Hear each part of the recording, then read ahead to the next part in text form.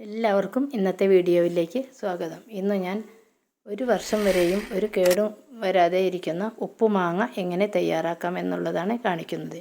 ഇത് കഴിഞ്ഞ വർഷം തയ്യാറാക്കി വെച്ച ഉപ്പുമാങ്ങയാണിത്. ഒരു ചില്ല് പാത്രത്തിലോ ഭരണിയിലോ വേണം ഉപ്പുമാങ്ങ ഇടാൻ.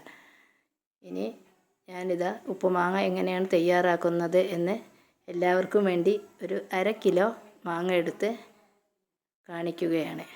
ഇതിനായി മാങ്ങ കഴുകി നല്ലതുപോലെ വെള്ളം തുടച്ചെടുക്കണം. അതുപോലെ തന്നെ ഇത് ഇടുന്ന കുപ്പിയും നല്ലതുപോലെ തുടച്ചെടുക്കണം. ഒരു വെള്ളം നനവ് തീരെ ഉണ്ടാവരുത്. അതിനുശേഷം ആ കുപ്പിയിലേക്ക് ആ മാങ്ങ ഇടുക. 1/2 കിലോ മാങ്ങയിലേക്ക് ഞാൻ 200 ഗ്രാം കല്ലുപ്പാണ് എടുത്തിട്ടുള്ളത്.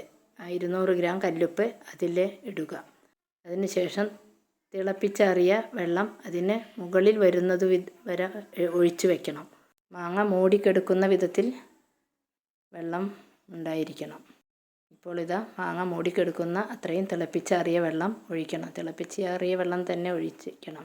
പിന്നീട് 2 ടേബിൾ സ്പൂൺ വിനീഗർ അതിൽ ഒഴിക്കുക.